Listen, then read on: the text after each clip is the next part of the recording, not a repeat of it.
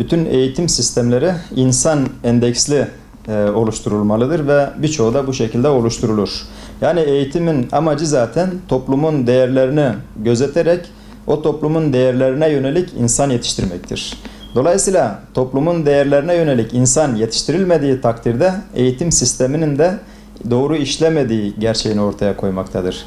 Bir devlet veya bir ülke eğitim sisteminin insana hitap ettiği o toplumun milli manevi değerleri çerçevesinde geliştirdiği ölçüde değerini alır. Türk eğitim sistemine baktığımız zaman milli ve manevi değerlerimize hitap etmeyen ve bu süreç içerisinde özellikle Batı'dan alınmış birçok kanun gibi Batı'dan alınmış ve insan fıtratına da hitap etmeyen, özellikle Müslüman fıtratına hitap etmeyen bir yapısı vardır. Eğitim sistemimizin bir diğer eksiği de din ve fen ilimlerinin birlikte meczedilmemesidir. Aslında özüne baktığımız zaman kesinlikle din ve fen ilimleri birbirinden ayrı değildir zaten. Din ve fen ilimleri insanın akıl, kalp ve ruh birlikteliğini sağlıyor. Akıl tek başına yetmez. Akıl bilmekten ibarettir. Bilmek tek başına yetmediği için, kalp ve ruh eksik kaldığı için ilim malumattan sadece ibaret kalıyor. Halbuki insan aklıyla bilmeyi, ki bu da ilimdir, kalbiyle bulmayı,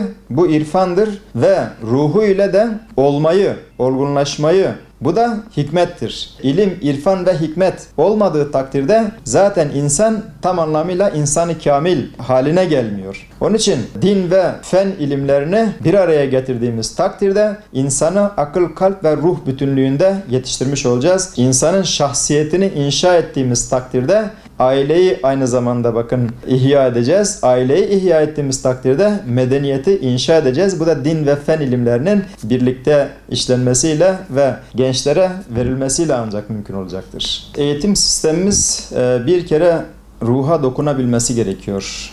Mesela imam hatiplere bakıyorsunuz, bakın vaka olaylarına baktığınız zaman normal liselere göre veya okullara göre olumsuz vakalar çok daha az. Bu neyden kaynaklanıyor peki? Oradaki Kur'an-ı Kerim'in, oradaki hadis-i şeriflerin veya işte fıkıh dediğimiz, siyer dediğimiz derslerin o gençlere hitap etmesi ve onların içselleştirmesi, irfan ve hikmet kısmını almasıyla birlikte bakın daha merhametli, daha az öfkeli insanlar orada yetişiyor. Tabii ki meslek liselisi de bizim evladımızdır. Bununla birlikte Fen Lisesi'nden, Anadolu Lisesi'nden tutun İmam Hatiplere kadar hepsi bu ülkenin evladıdır. Hepsi bizim evladımızdır. Hepsini bizim tabiri caizse cennetlik olarak yetiştirmemiz gerekiyor. O yüzden daha ilkokuldan itibaren başlamak şartıyla eğer biz çocuklarımıza ilkokulda, ortaokulda en kritik dönemler bunlar olduğu için bu süreçte eğer biz manevi değerleri veremezsek bu çocuklara, bu çocuklar bu toplumun başına bela olacaktır. Yani eğer eğitim sistemi merhamet veremezse, şefkat veremezse, kul hakkını veremezse, inanç veremezse